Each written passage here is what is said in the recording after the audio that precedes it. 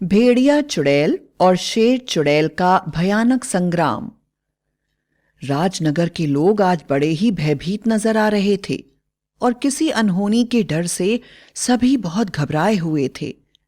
कुछ दिनों से गांव में भेड़िया चुड़ैल का आतंक फैल गया था।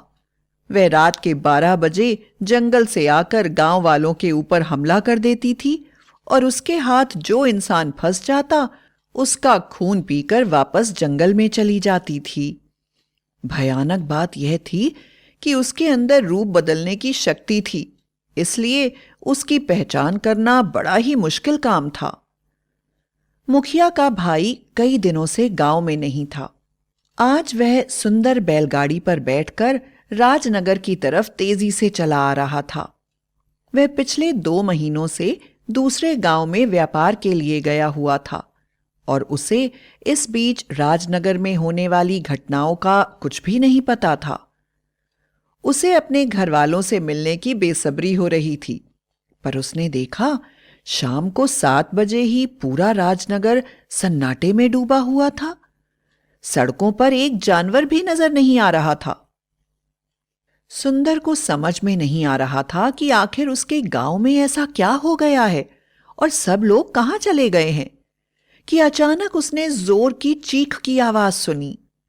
यह आवाज सुनते ही बैलगाड़ी के बैल डर के मारे वहीं पर बैठ गए और बैलगाड़ी चलाने वाले ने भी आगे बढ़ने से इनकार कर दिया और बोला, भैया सुंदर, हम तुम्हें यहीं उतार कर चले जाएंगे।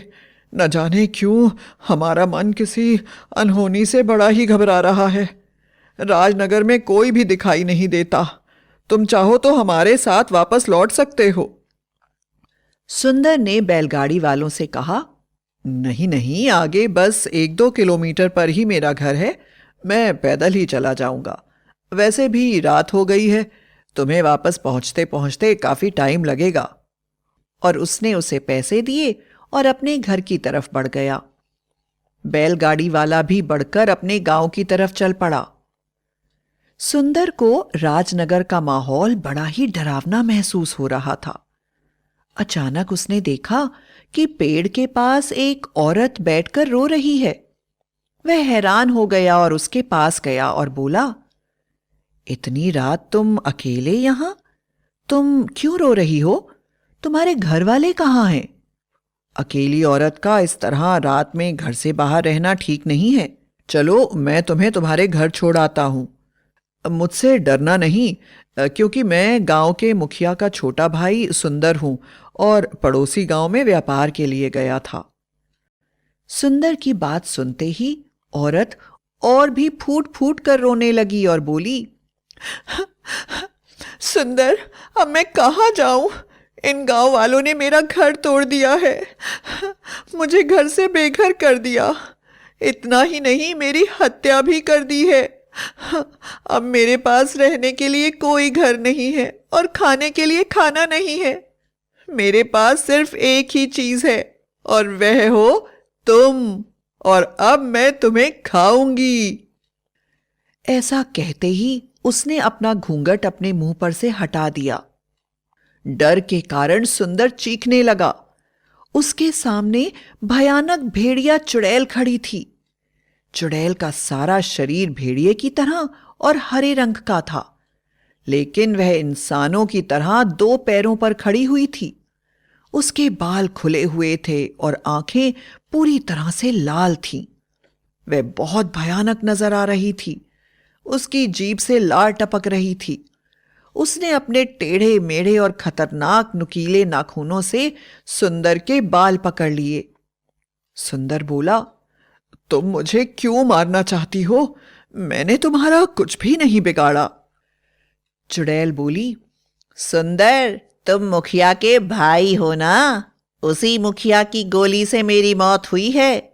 मेरे पास ज्यादा समय नहीं है। मुझे पूरे गांव का खून पीना है। मैंने यही प्रतिज्ञा ली है, जिसे मैं जरूर पूरी करूंगी। मैं इस गांव में भोजन लेने आई थी। मुझे बिना अपराध गांव वालों ने मार दिया। अब मैं मुखिया को बताऊंगी कि परिवार के किसी इंसान की मौत से किस तरह दुख होता है। और यह कहते कहते उसने सुंदर के बालों को छोड़कर अपने नाखून उसके दिल में गड़ा दिए और उसका दिल बाहर निकालकर अपने मुंह में रखकर खा लिया। सुंदर दर्द से चिल्ला रहा था। उसके शरीर से भयानक तरीके से खून निकलने लगा। भेड़िया चुड़ैल जोर जोर से हंस रही थी। हा हा हा, हा, किसी को नहीं छोड़ूंगी, किसी को नहीं छोड़ूंगी, किसी को नहीं छोड़ूंगी, सबको मरना होगा, मेरे साथ सबको मरना होगा। तड़प तड़प कर सुंदर की मृत्यु हो गई। भेड़िया चुड़ैल की आवाज सुनकर गांव वाले डर कर अपने अपने घरों में भगवान से प्रार्थना कर रहे थे कि किसी तरह भेड़िया चुड़ैल से उनकी रक्षा करें। चुड़ैल गांव वालों का इंतजार कर रही थी, पर सब अंदर बंद थे। चांद भी ढलने वाला था।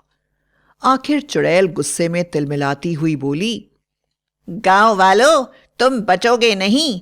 याद रखना, मैं रोज रात को चांद निकलते ही आऊंगी और चांद के छुप जाने पर ही जाऊंगी। देखती हूं मुझसे कैसे बचते हो। और यह कहकर वह वापस लौट गई। सुबह होते ही गांव वालों ने पड़ोस के जंगल में रहने वाले मशहूर चिरकुट बाबा तांत्रिक को बुलाने का निर्णय लिया। लेकिन मुश्किल की बात यह थी कि तांत्रिक बाबा केवल शाम को ही मिलते थे और शाम को चुड़ैल के आने का खतरा मंडरा रहा था। आखिर गांव वालों ने हाथों में मशाल उठाई और तांत्रिक बाबा से मिलने निकल पड़े। पड़ोस के गांव में पहुंचते पहुंचते रात गहरा गई थी। सामने जंगल में एक छोटी सी लकड़ी की कुटिया में चिरकुट बाबा समाधि लगाए हुए बैठे थे। गांव का मुखिया बोला, महाराज, हम पर दया कीजिए। राजनगर पर आई आफत से राजनगर को बचा लीजिए। कुछ दिनों पहले हमारे गांव पर एक भेड़िया की आत्मा ने चुड़ैल के रूप में हमला कर दिया है और वह जब किसान का छोटा बेटा लेकर भागने लगा तो हमने उसका पीछा करा और उसे गोली मार दी, जिससे उसकी मृत्यु हो गई। वह पूर्णिमा का दिन था और भेड़िया शापित था। मृत्यु होते ही वह चुड़ैल बन गया और अब हमारे गांव वालों से बदला लेना चाहता है।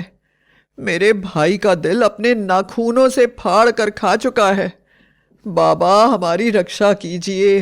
हमारा पूरा गांव निरपराध ही मौत के मुंह में चला जाएगा।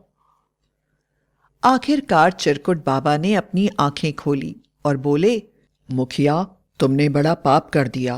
वह कोई साधारण भेड़िया नहीं था, बल्कि भेड़ियों की रानी कपिला थी, जो अपने बेटे के लिए भोजन ढूंढ रही थी।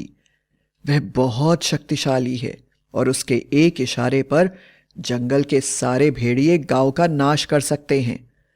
उससे बचने का सिर्फ एक ही उपाय है कि तुम शेर शक्ति की आराधना करो, क्योंकि शेर ही तुम्हें भेड़िया चुड़ैल से बचा सकता है। यह मेरे बस की बात नहीं और तुम जल्दी से जल्दी यहां से चले जाओ, वरना मेरी जान को भी खतरा हो जाएगा। चिरकुट बाबा की बात सुनकर गांव वाले बड़े ही निराश हो गए और सोचने लगे कि शेर उन्हें कहां से मिलेगा। चिरकुट बाबा बोले, निराश होने की बात नहीं है। सामने वन माता का मंदिर है। उस मंदिर में माता से प्रार्थना करो कि वह तुम्हारी मदद करे। जाओ, वहां जाकर प्रार्थना करो। सच्चे दिल से प्रार्थना करोगे तो माता तुम्हें रास्ता जरूर दिखाएगी। गांव वाले वन माता के मंदिर में जाकर मां से प्रार्थना करने लगे। आखिर मां का दिल उनकी करुण प्रार्थना से पसीज गया और उन्होंने अपनी शक्ति शेर चुड़ैल को आज्ञा दी, जाओ, इन गांव वालों की रक्षा करो और उस भेड़िया चुड़ैल को हमेशा के लिए मुक्ति प्रदान करो।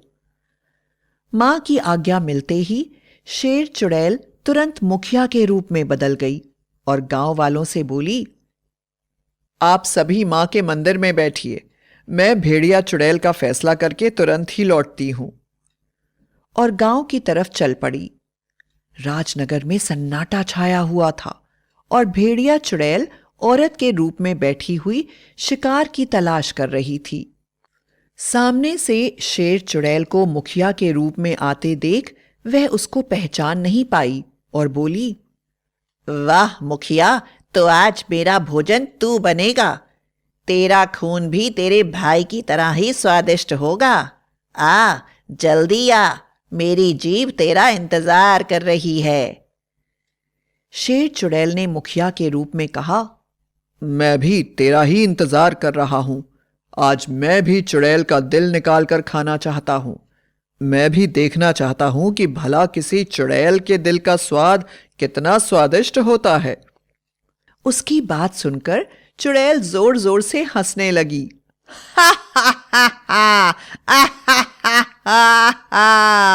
और बोली, देखो गांव वालों, मुखिया अपने भाई के दुख में पागल हो गया है। यह मुझसे बदला लेने चला आया। यह पागल मेरा हृदय खाना चाहता है। शेर चुड़ैल तुरंत अपने असली रूप में आ गई और मात्र एक पल में भयानक शेर चुड़ैल का रूप ले लिया। उसे देख भेड़िया चुड़ैल बहुत डर गई और भागने लगी, लेकिन शेर चुड़ैल ने अपने भयानक दांतों से और अपने पंजों से भेड़िया चुड़ैल के दिल को फाड़ दिया। चुड़ैल का शरीर 2 टुकड़ों में फट गया। चुड़ैल जोर जोर से चिल्लाने लगी, धोखा, धोखा, धोखा किया है, तुम मुखिया नहीं हो। और भेड़िया चुड़ैल के शरीर के दोनों दूर पड़े टुकड़े वापस एक दूसरे से जुड़ने के लिए तेजी से एक दूसरे के पास आने लगे। शेर चुड़ैल ने दहाड़ते हुए उसके शरीर के एक टुकड़े को नदी में फेंक दिया और दूसरे टुकड़े को सामने जल रही आग में फेंक दिया। चुड़ैल के शरीर के दोनों टुकड़ों से जोर जोर से चिल्लाने की आवाज आ रही थी, ये धोखा है, धोखा, मैं किसी को नहीं छोड़ूंगी। उन आवाजों को सुनकर शेर चुड़ैल के रूप में माता का दूत गुस्से से जोर जोर से दहाड़ रहा था। दूत की गुस्से से भरी हुई भयानक दहाड़ से गांव वाले कांपने लगे। धीरे धीरे भेड़िया चुड़ैल की आवाज बंद हो गई।